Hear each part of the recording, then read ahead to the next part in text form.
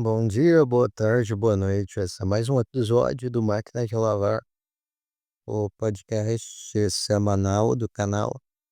E cá estamos nós, a segunda-feira. E, poxa vida, eu novamente nunca sei o que dizer. Já é trivial aqui, rotineiro, mas eu tenho esse meu dever de gravar e fazer o podcast, porque ele se tornou parte da rotina, igualmente. Se tornou algo que eu tenho que fazer com uma constância e é saudável, porque ele funciona de uma forma terapêutica e, e ainda gera conteúdo. Então eu sempre tenho um espaço para, neste dia, expressar todos os meus sentimentos em relação ao hoje, em relação à semana e tudo que está acontecendo. Cara, é muito bom. Ultimamente eu ando muito hiperfocado em música e sei lá, eu ando ouvindo muita eletrônica, ouvindo Altecre, ouvindo Apex Twin, Words of Canada, porque ela é interessante, porque é uma música muito cerebralmente estimulante. Então ela liga certos neurotransmissores do seu cérebro e coloca em atividade.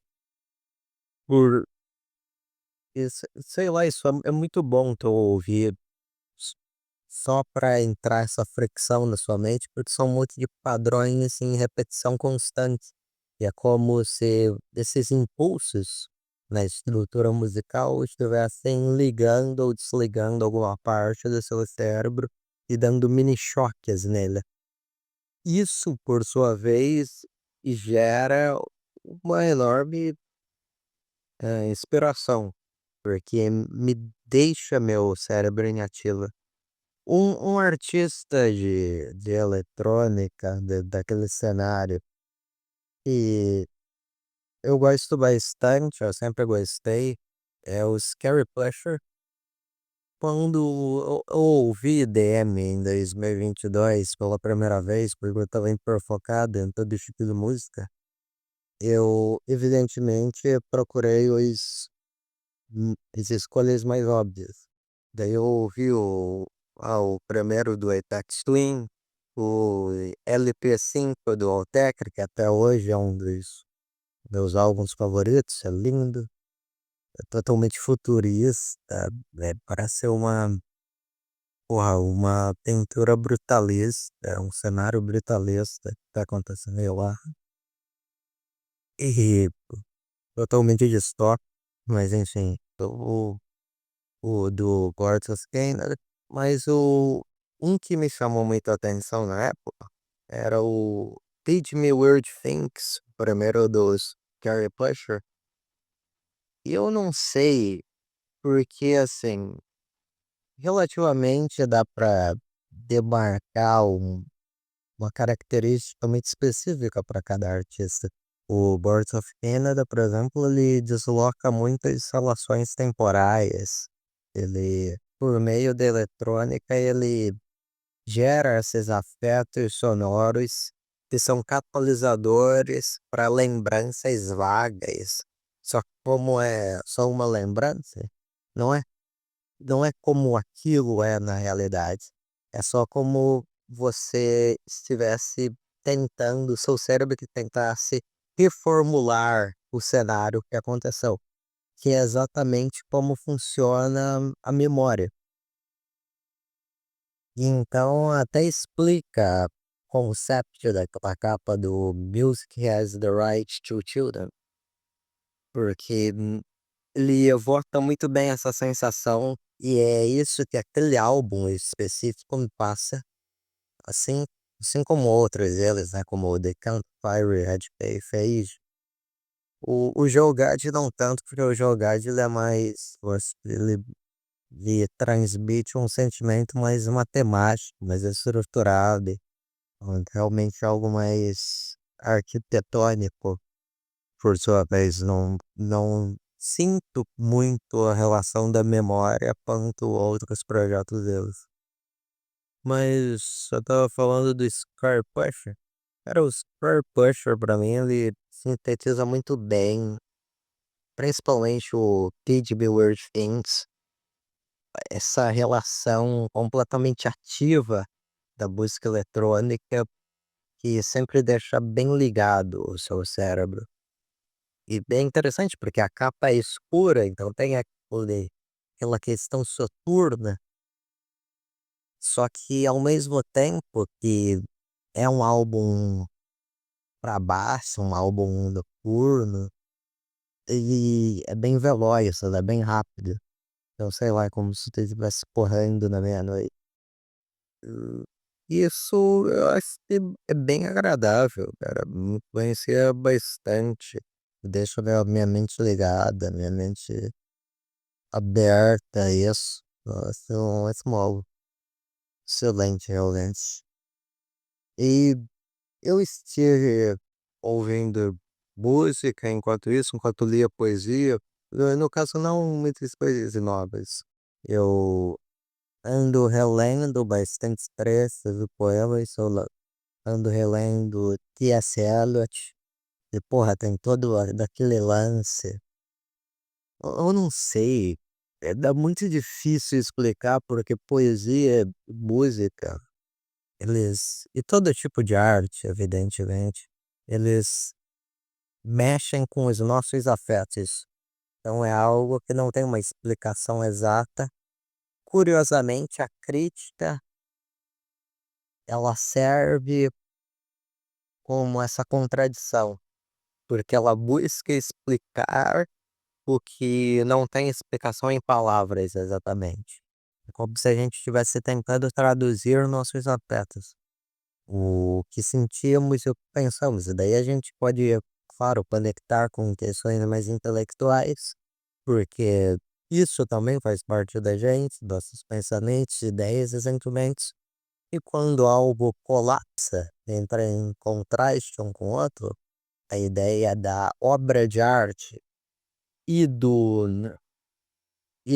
das nossos pensamentos, então se cria uma crítica, uma síntese, não, eu não sei se uma síntese. Não, a crítica seria a síntese por si só, porque daí a antítese seria a pessoa, o, a tese seria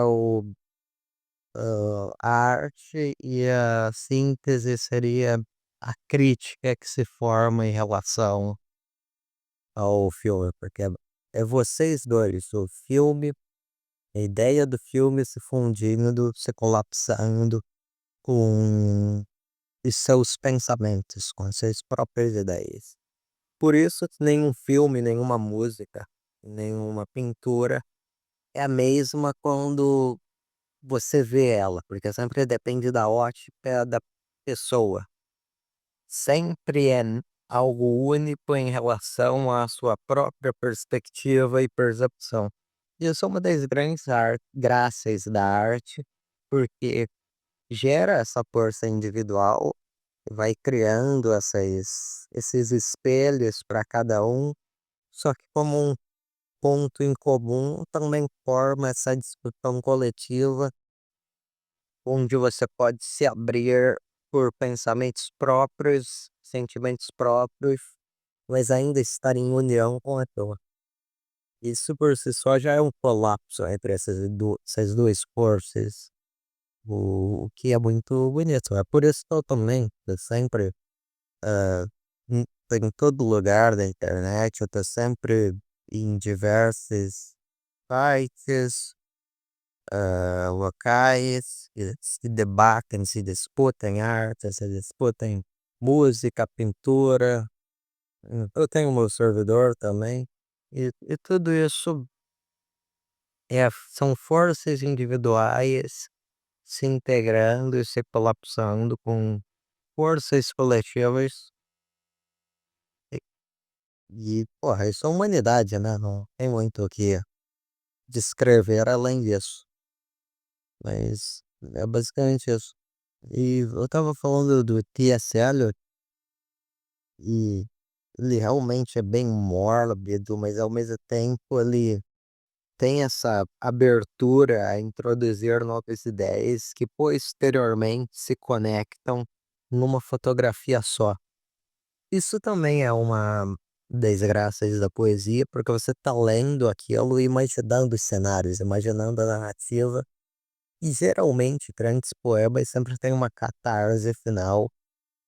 Pode ser uma revelação, um twist final, ou só, sei lá, uma frase impactante que exemplifica aquela condição do poema em si, mas ele fecha muito bem o caixão daquele poema.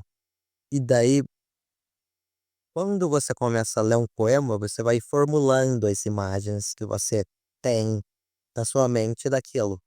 E daí no meio, tudo bem, já tá seguindo o fluxo dessas imagens que você vai criando, mas lá pro final é quando a imagem fica o mais clara possível, até que você consiga perceber coisas que você não estava vendo poetamente antes, você só estava tentando ver.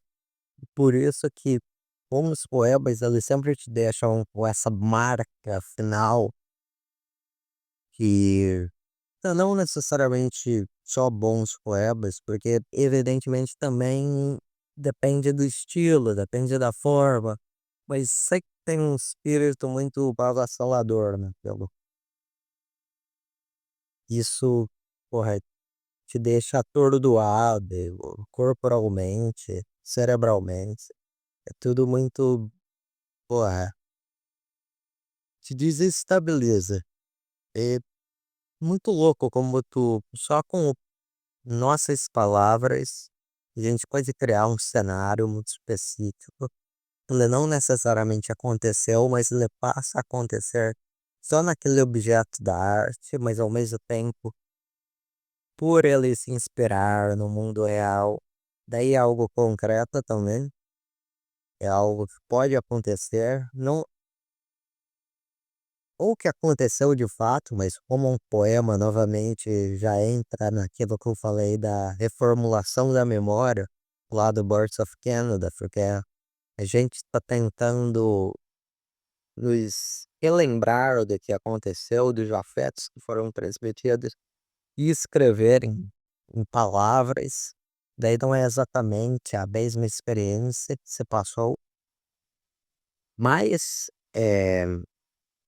é algo muito próprio, se estabelece lá.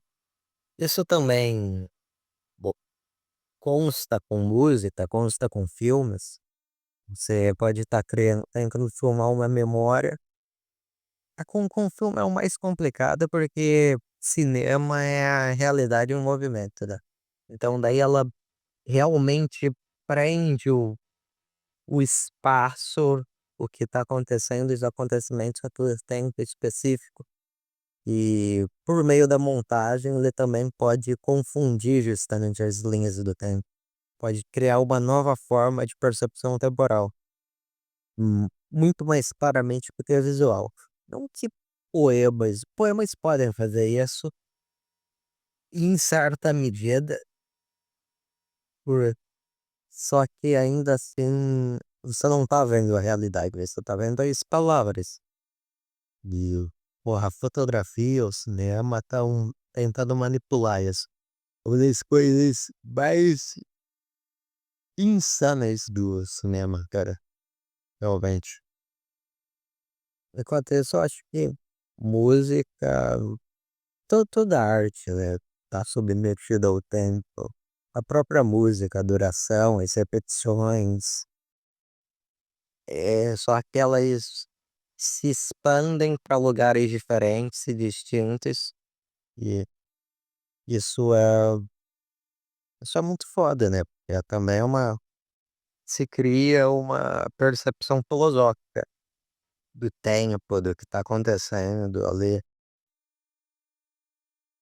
E, porra, nada mais que justo, nada mais que interessante.